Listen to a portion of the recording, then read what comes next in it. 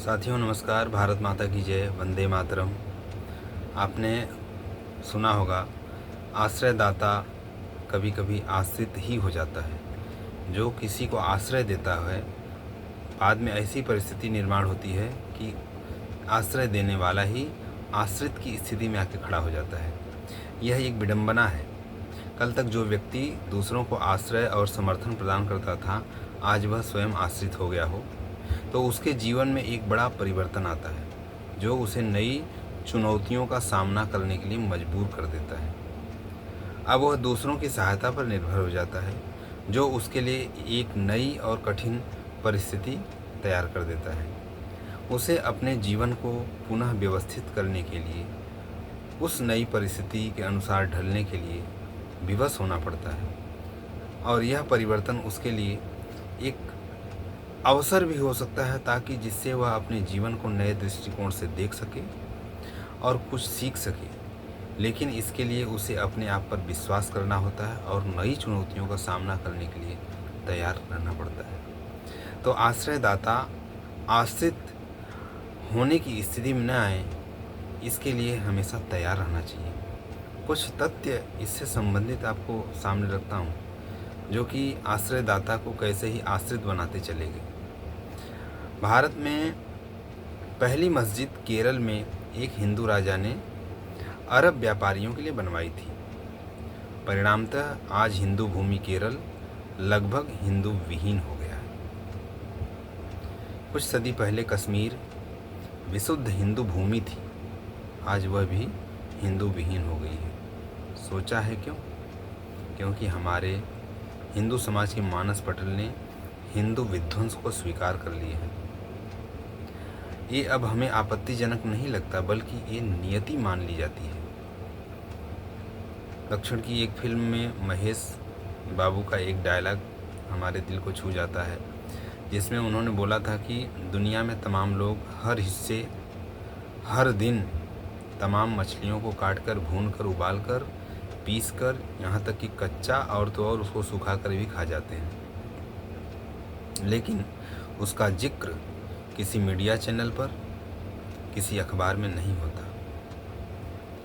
अब आप सोचोगे कि अगर किसी दिन कोई मछली किसी इंसान को खा जाए तो उस मछली का जिक्र हर अखबार में, हर न्यूज़ चैनल पर होगा कि एक मछली ने एक आदमी को खा लिया।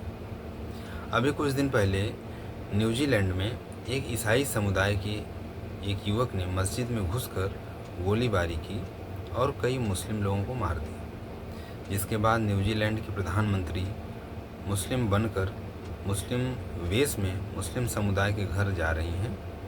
न्यूजीलैंड की संसद में नमाज भी पढ़ी जा रही है। न्यूजीलैंड की लिबरल महिला ग्रुप हिजाब बांधकर कैंपेन कर रही हैं। न्यू एज ग्रुप के लोग we are with Muslim hashtag चला रहे हैं। दुनिया के तमाम देशों में मुस्लिम समुदाय की सुरक्षा को लेकर चर्चा की जा रही है। 2 साल पहले कीनिया की एक मॉल में मुस्लिम लोगों ने 400 लोगों को चुन चुन कर मार दिया था। उनकी लाशों को मॉल की छत से फेंक दिया था। कितने लोगों को उस घटना की जानकारी है पता नहीं। कितने मीडिया चैनल ने उसके लिए टैगलाइन चलाई पता नहीं। 2012 में सीरिया में लाखों यजीदी महिलाओं को काट दिया गया, उनका बलात्कार किया गया, उनको जला दिया गया, उनके अंगों को कुत्तों को खिला दिया गया, उनको बेचा गया, उनके साथ अमानवीय व्यवहार किया गया। कितनों को इन सारे विषयों में पता है पता नहीं। आपने कितनी मस्जिदों में इस बात को लेकर फतवा सुना या किसी मौलवी से उनके संबंध में कोई बात सुनी? किसी ने नहीं सुनी। बांग्लादेश के एक कैफ़े में कई भारतीय सहित अन्य देश के लोगों को कुरान की आयतें पढ़वा के गोली मार दी गई। जिसको आयत आती थी उसको छोड़ दिया जाता था, बाकी सबको मार दिया जाता था। क्या आपने इस विषय में मुस्लिम समुदाय का हैशटैग या कैंडल मार्च निकलते हुए देखा? नहीं देखा। 1989 से 1990 तक कश्मीर में मस्जिदों से कश्मीर बनेगा पाकिस्तान, काफिरों कश्मीर खाली करो। इन नारों के साथ लाखों कश्मीरी हिंदुओं को लूटा गया, बलात्कार किया गया, उनकी गर्दन काट के पेड़ पर लटका दी गई। उस घटना के बाद लाखों हिंदू परिवार रातों रात कश्मीर से निकलकर दिल्ली के रामलीला मैदान और जम्मू के टेंटों में शरण लेने के लिए मजबूर हो गए।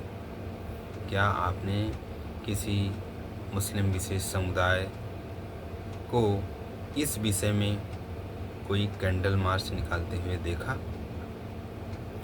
कितने मुस्लिम लोगों ने इस विषय में चर्चा करते हुए कहीं मिले हैं आपको?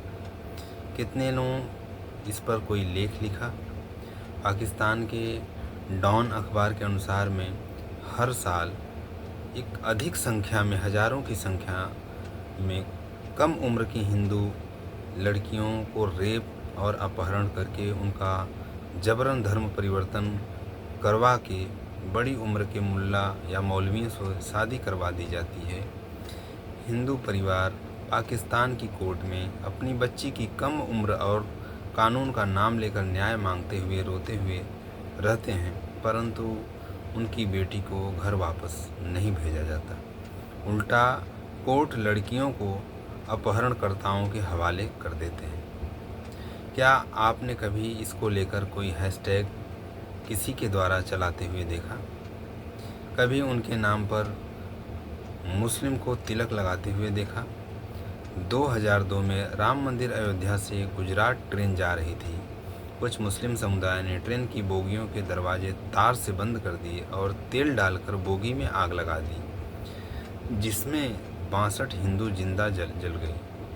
लेकिन आपने गुजरात दंगों पर रोना रोते बिलखते लोगों में उन 62 परिवारों के दुख दर्द पर बात करते या कोर्ट में पिटीशन डालते हुए किसी को देखा? नहीं। बोको हरम नाम के मुस्लिम संगठन ने नाइजीरिया के एक शहर में 10,000 से ज़्यादा लोगों को लाइन में खड़े करके गोली मार दी। क्या आपने किसी देश के प्रधानमंत्री या यूनाइटेड नेशंस की ह्यूमन राइट्स शाखा को इस विषय में 2 शब्द बोलते हुए किसी न्यूज़ चैनल में सुना? उस ही बोको हरम ने 500 स्कूल की छात्रों को एक स्कूल से उठा लिया, जिसके बाद उन लड़कियों के परिवारजनों ने हर किसी से उनके वापसी के लिए हाथ जोड़े, लेकिन किसी देश ने आज तक उनकी घर वापसी के लिए कोई कठोर कदम नहीं उठा पाया। किसी ह्यूमन राइट्स संगठन ने उनके लिए कुछ नहीं किया। न्यूजीलैंड की एक घटना में जो कुछ भी हुआ, उस तरह हर रोज़ मुस्लिम समुदाय बड़े स्तर पर लोगों को मार देता है, ना जाने किस चीज़ से प्रभावित होकर, जलाकर, पानी में डुबाकर, उनके अंग अंग काट कर, उनके साथ दुराचार करके, उनकी गर्दन काट कर, उनको गोली मार कर। लेकिन कोई इस विषय में बात तक करना तो दूर, सुनने तक को भी तैयार नहीं है, बल्कि मुस्लिम समुदाय को हिंसा से पीड़ित दिखाकर अन्य लोगों से उनके प्रति सहानुभूति ली जाती है। पर हम अपने विध्वंस पर मौन रहते हैं और ये हमारा मौन ही नए विध्वंस को निमंत्रण देता है। जय हिंद, जय भारत, धन्यवाद।